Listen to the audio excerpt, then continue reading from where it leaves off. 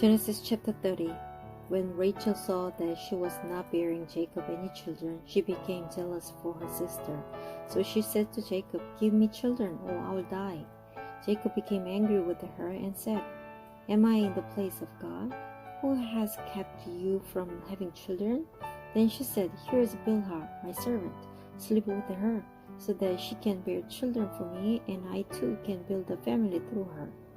So she gave him her servant Bilhah as a wife. Jacob slept with her, and she became pregnant and bore him a son. Then Rachel said, "God has vindicated me. He has listened to my plea and given me a son." Because of this, she named him Dan. Rachel's servant Bilhah conceived again and bore Jacob a second son.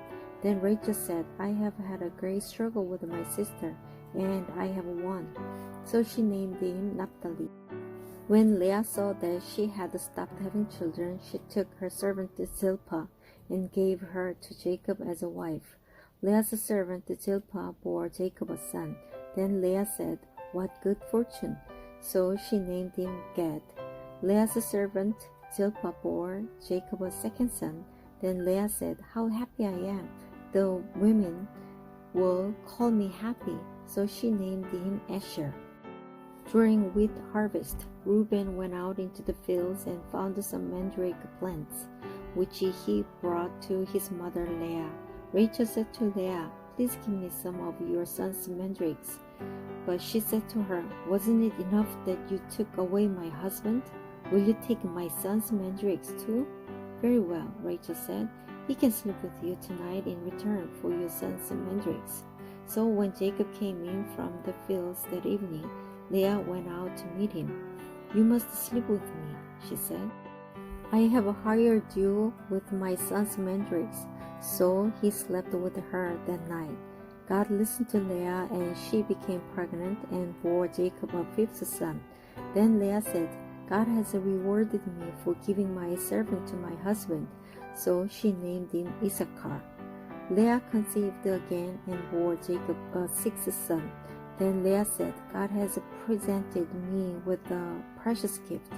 This time my husband will treat me with honor, because I have borne him six sons." So she named him Zebulun.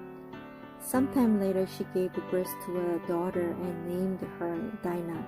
Then God remembered Rachel. He listened to her and enabled her to conceive. She became pregnant and gave birth to a son and said, "God has taken away my disgrace." She named him Joseph and said, "May the Lord add to me another son." After Rachel gave birth to Joseph, Jacob said to Laban, "Send me on my way so I can go back to my own homeland. Give me my wives and children, for whom I have served you, and I will be on my way. You know how much work I've done for you." But Laban said to him, "If I have found favor in your eyes, please stay. I have learned by divination that the Lord has blessed me because of you." He added, "Name your wages, and I will pay them." Jacob said to him, "You know how I have worked for you and how your livestock has fared under my care. The little you had before I came has increased greatly, and the Lord has blessed you wherever I have been. But now, when may I do something for my own household? What shall I give you?" he asked. "Don't give me anything," Jacob replied.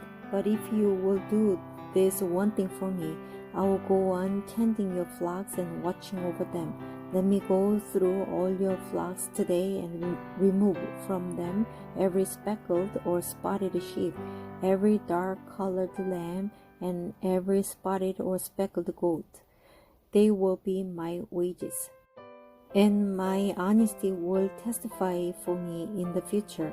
Whenever you check on the wages you have paid me, any goat in my possession that is not speckled or spotted, or any lamb that is not dark-colored, will be considered stolen."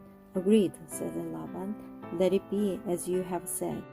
That same day he removed all the male goats that were streaked or spotted, and all the speckled or spotted female goats, all that had white on them, and all the dark-colored lambs, and he placed them in the care of his sons.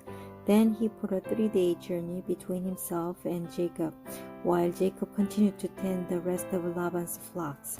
Jacob, however, took fresh-cut branches from poplar, almond, and plane trees and made white strips on them by peeling the bark and exposing the white inner wood of the branches. Then he placed the peeled branches in all the watering troughs, so that they would be directly in front of the flocks when they came to drink.